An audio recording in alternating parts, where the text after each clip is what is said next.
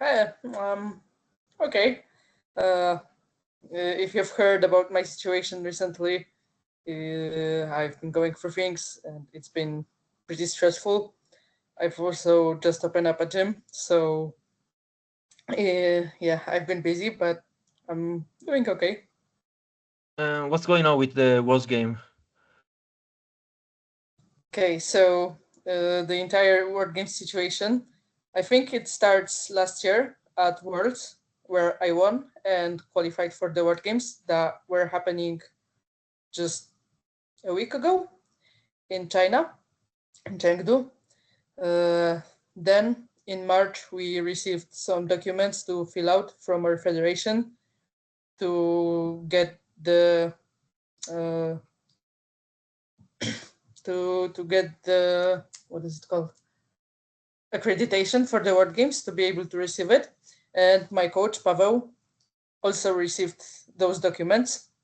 So we believed that he would be going to the World Games with me, since he's been going as my coach to most of my international comps, such as Sheffield Worlds and even the World Games back in 2022. But then in June, we learned that our federation decided that he won't be able to go. Uh, and so basically, when I learned that, I told them to withdraw my nomination, to which they responded that they will cancel my um, license, my competitor's license, which means I'm no longer a member of my national federation and therefore no longer a member of the IPF. Well, Yeah, so what's next? I can't compete for now. I can try to get a new license 3 months after losing my license, which will be in October, which means I'm not able to do Girl Power, which happens in October, and Avancus Houston, which I was supposed to go to. So that's pretty sad. And now we're just like looking at possible options. We're seeking legal advice, and we just have to wait and see what happens next. Well, it's a shame all this kind of politics between federations and licenses and permissions. I don't think it's for the good of the sport, especially with a top tier athlete like you. So it's a shame for everybody. Yeah, uh, it's really frustrating because like I feel like lifters should be able to withdraw from competitions without having a reason. Like you just sometimes don't want to go to a comp, and that should be our choice. And our Hmm. federations shouldn't try to force us to compete anywhere. And that's what they were trying to do. Hmm. Well, they should prioritize your well-being. You as an athlete, you should be able to be in a position to choose whatever you want, whatever you feel like, as long as you follow the rules. So I don't see the problem with that. And instead, it does seem to me that they are putting athletes in a position where they feel like they are pressured to do what they I mean the federation want. So it's like it's a sort of blackmailing athletes. So you have to do the kind of things that they want. So otherwise you can't do shit. And also there is all in Italy we have some kind of problem with the same kind of stuff, but of course it's a little bit different because each national federation has his rules. Even if the rules are underneath the IPF rules, then there are all these minor political things inside each country. Yeah. And honestly, that wasn't the first time they pressured me to compete because I was forced to do a national meet twice before under the threat that they wouldn't accept my Sheffield invitation. So, yeah, they What? basically told me that they will send me my Sheffield invitation if I do a national meet.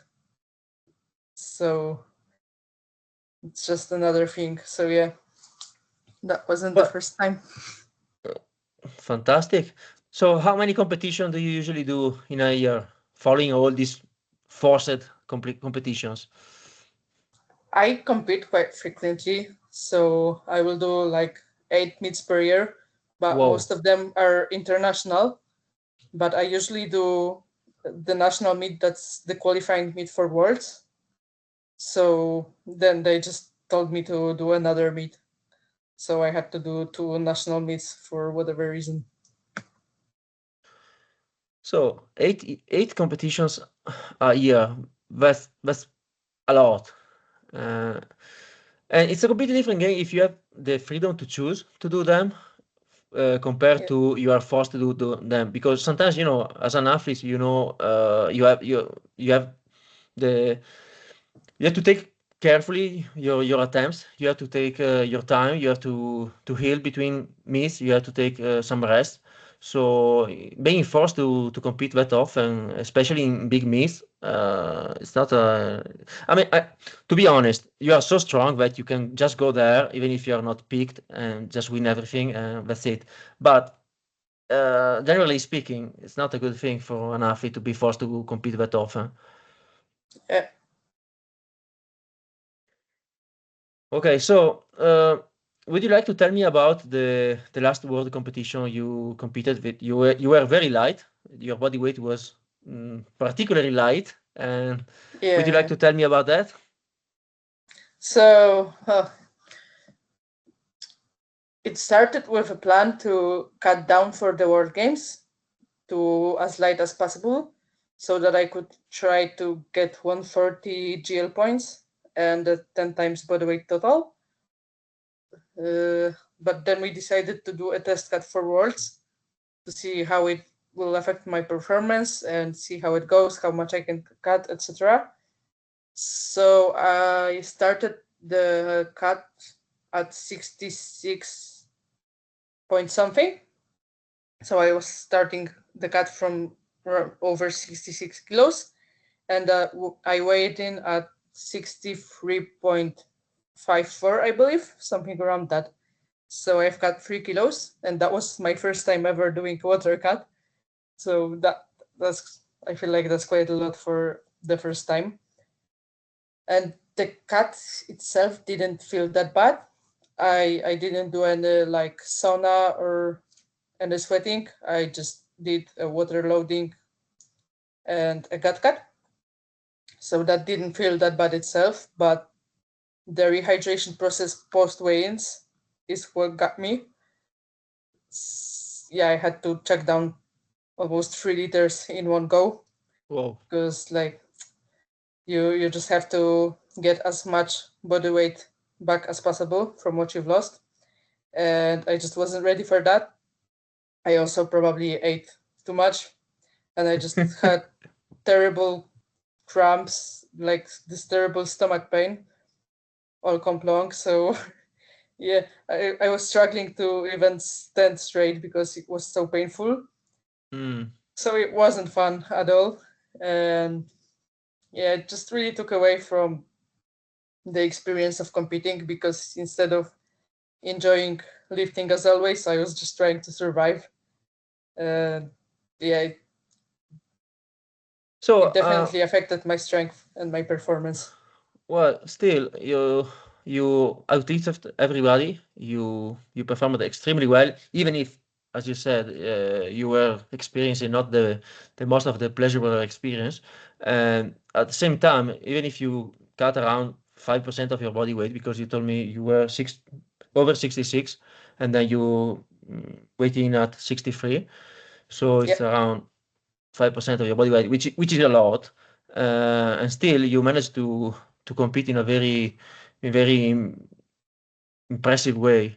So I was convinced that you were heavier than 66 before the weight cut. I was thinking like something in the 68 because you are competing in the 69, right?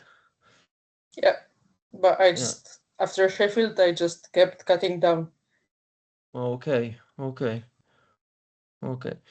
So at 63, the total was.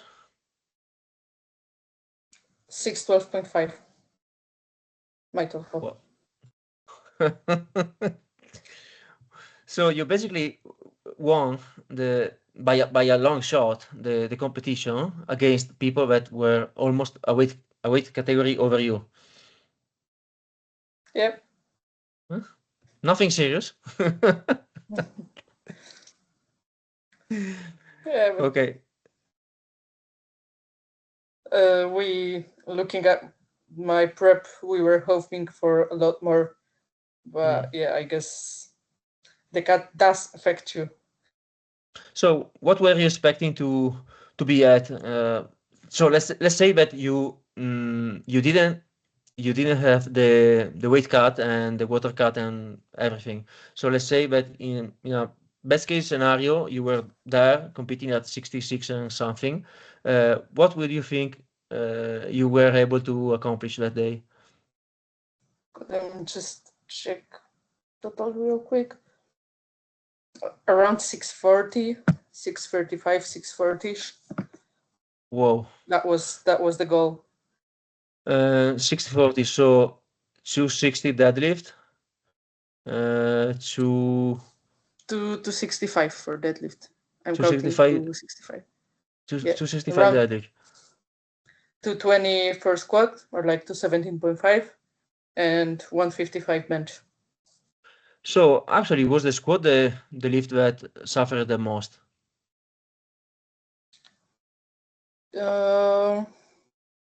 Yeah, probably. But I feel like that's because I failed my second attempt, so I had to retake the weight. And if it wasn't for that, then maybe we would have loaded a little bit more for my third. Okay, makes sense.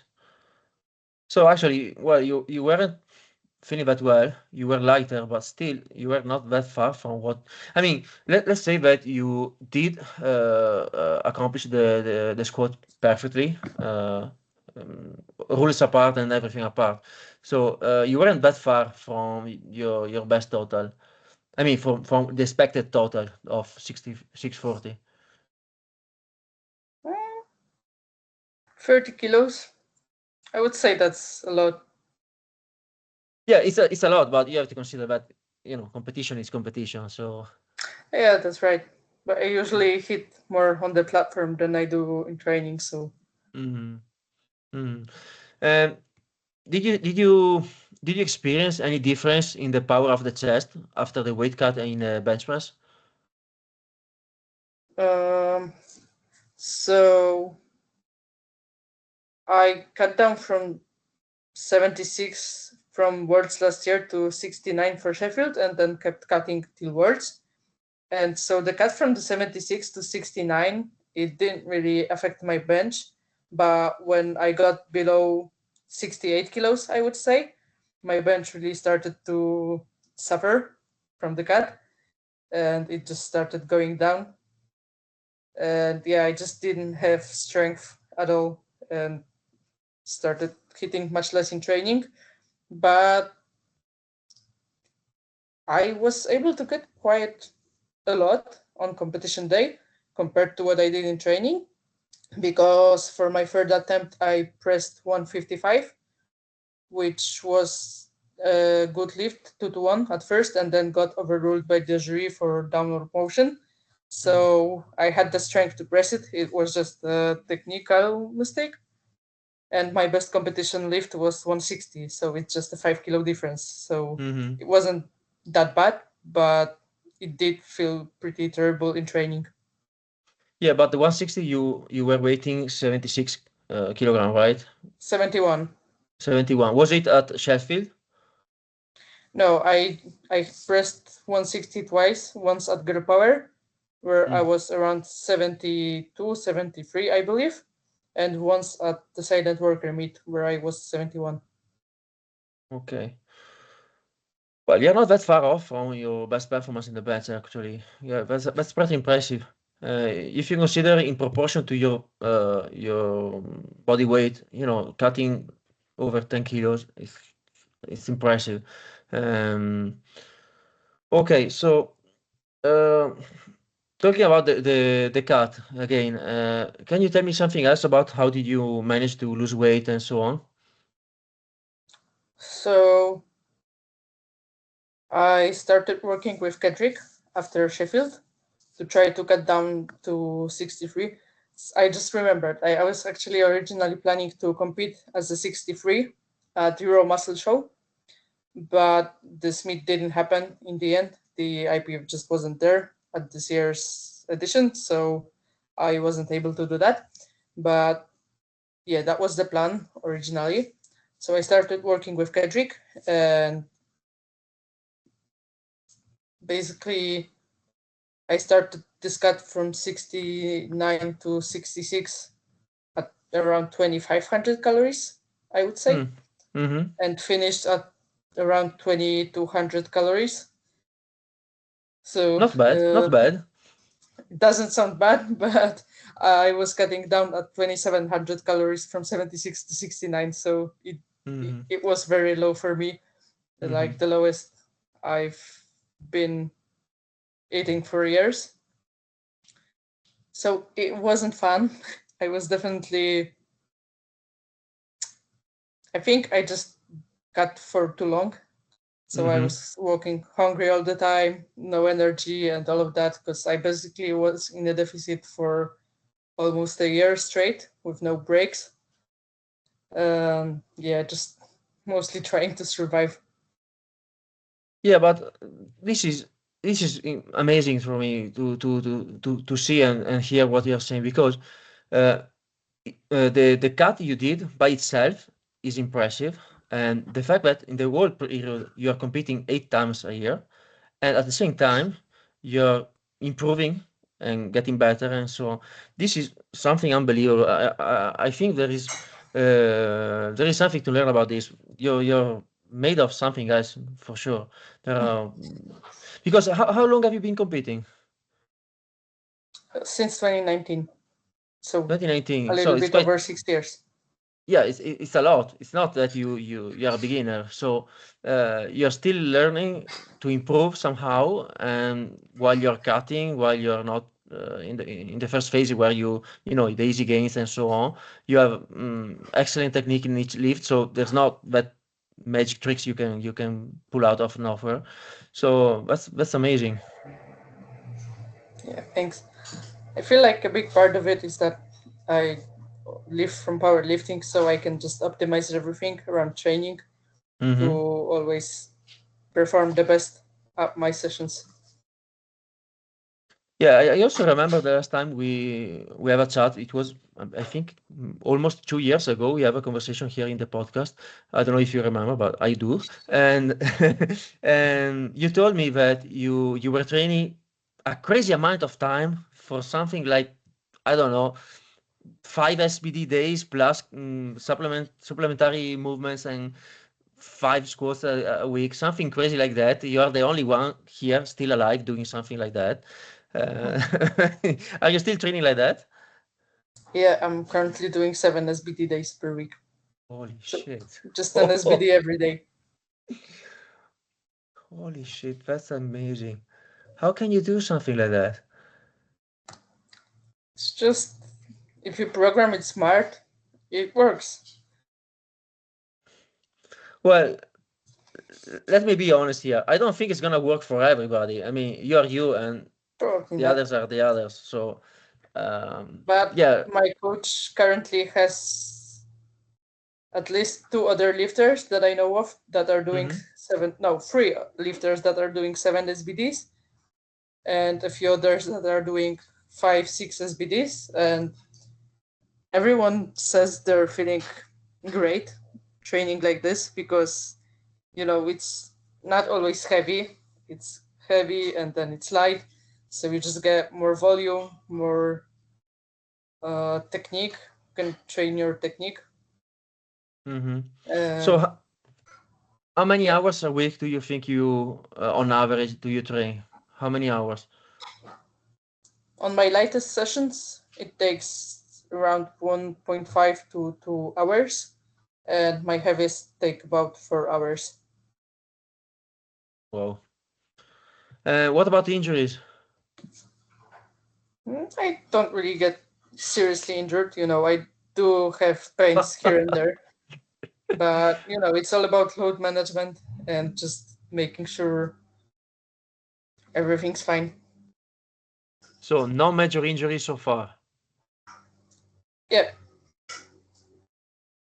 The most serious injury I've had was I had really bad lower back pain back in 2023, prepping for Sheffield. Mm-hmm. But like, yeah, that was the worst one, and I just probably overtrained and just had some inflammation in my lower back because of that. So 6 years competing, you're the best in the world, probably the best ever, and training 7 days a week and doing crazy lifts that nobody can even come close to you, and no injuries. Oh my God, that's crazy. That's crazy. I mean, I guess it depends on how you uh, what you take as an injury, because Mm. like last week I was dealing with some knee pain, Mm-hmm. but it wasn't so severe that I couldn't squat or deadlift. I mean, I had to like not do a few back offsets because of the pain, but I could still do most of my working sets, and we were able to take care of it rather quickly, and it's fine now. So I wouldn't classify it as an injury, but it was an issue for a few days. Mm-hmm. Yeah, I don't consider that an injury. That's just normal routine for an athlete. So I don't consider that an injury. Well, I would like to ask you many things about injuries, but you don't have anything to tell me. So I don't have much to ask you about that. And I think that maybe some of yeah, of course, programs, good technique, and everything is a major thing here in order to avoid injuries. But at the same time, I think that, and I was talking about this and you with other coaches here in Italy, um, I think a major aspect of the fact that you can train so much and so well without injuries is probably due to the fact that you have extremely good leverages and the technique you use Yeah, allows you to stay in such a good position that the lift are way less impactful on your joints. yeah, that might be the case. Wow. So you actually increased the amount of time you train since last time we spoke, because last time we spoke again, I told you I think it was six times a week, and now you're doing 7 times a week. Yep. Any other variation, any other things that is different now from before? Mm, I don't remember exactly what my programming looked like back then, to be honest.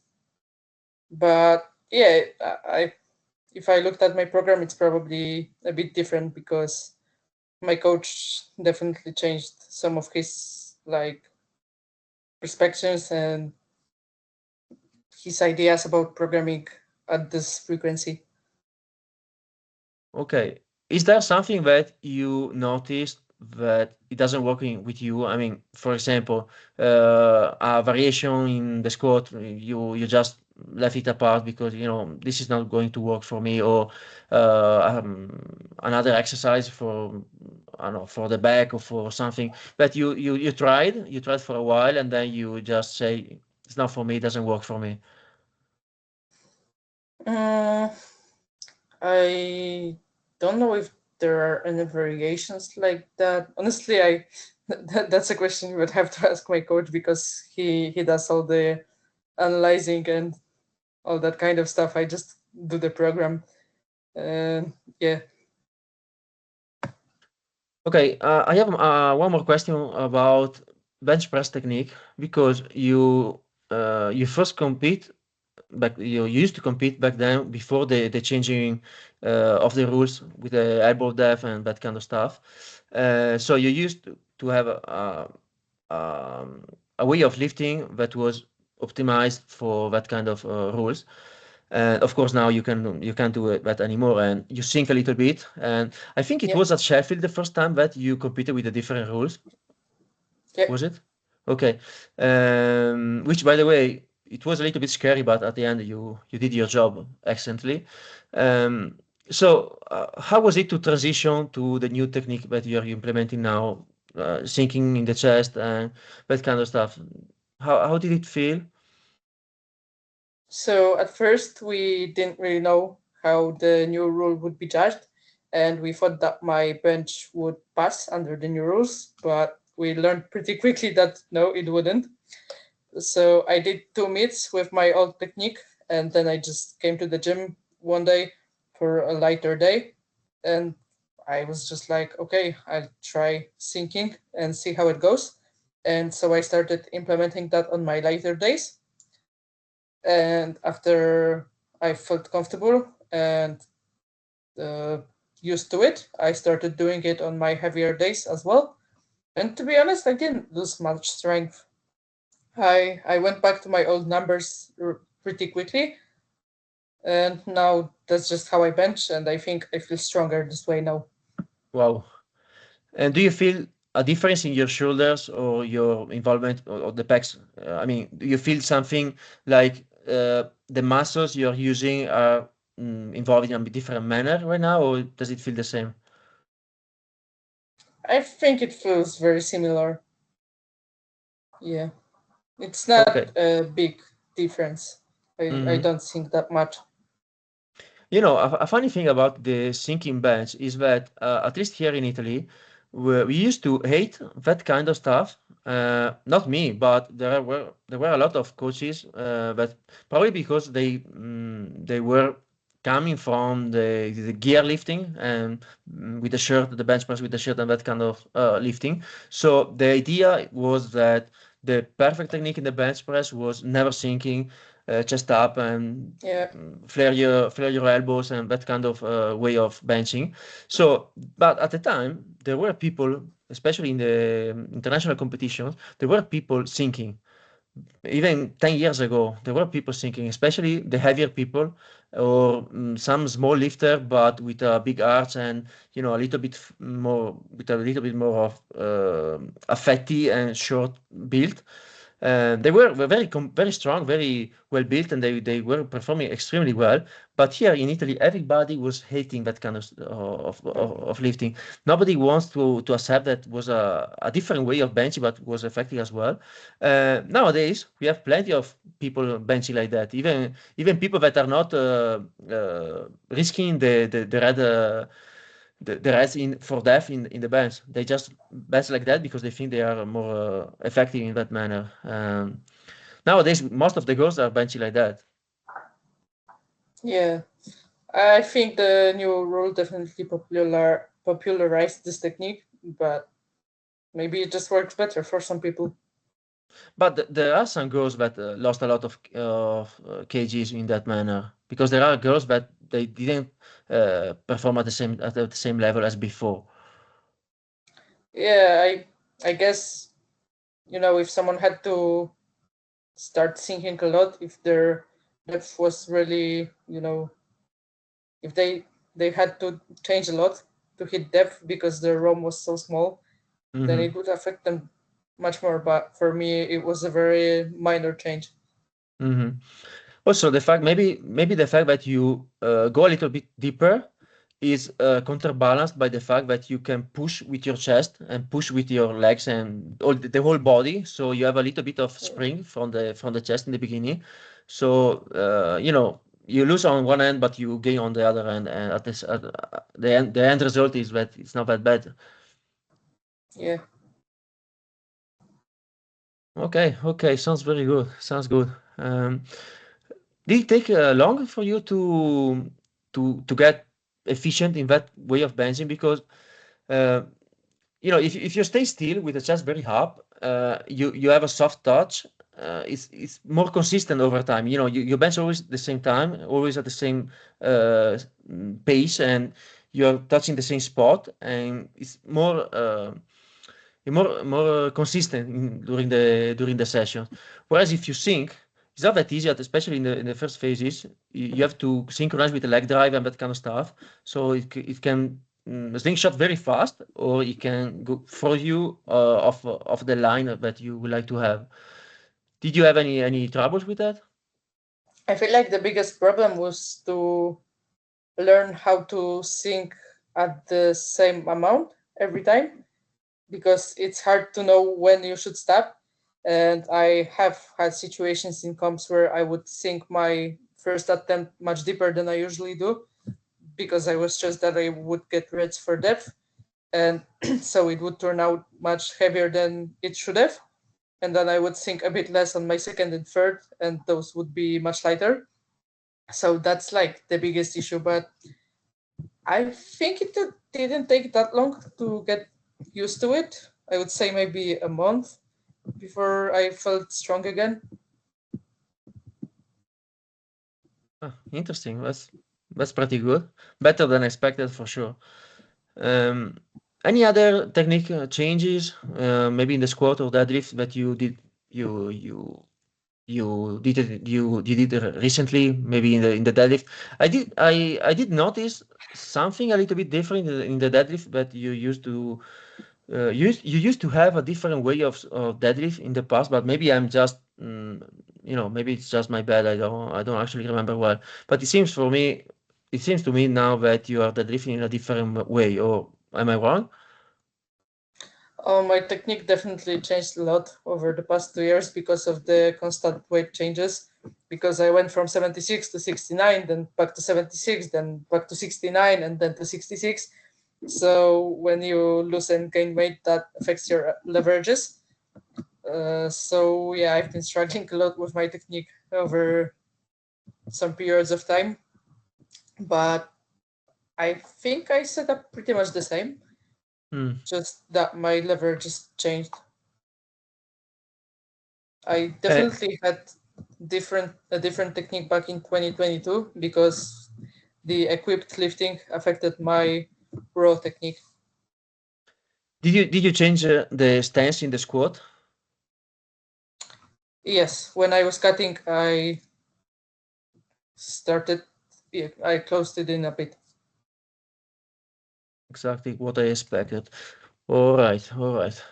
Anything else you wanna add? Hmm, feel like my squat technique changed the most. I don't know exactly what it is, but uh, maybe just doing squats more frequently. But I feel like my squat technique is much better, and the bar path is better. Okay, okay. Um, I don't know. I'm quite good with the questions because you don't have injuries. Everything is going well. I don't have much to ask you. So I don't know if you have something else you wanna add or tell the listeners. Thanks for listening. And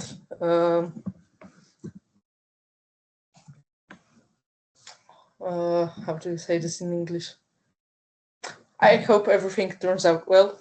Mm-hmm. Thanks to everyone who got involved in this entire situation with my federation. Thanks to everyone for your kind words, for sharing this, and hope it turns out well.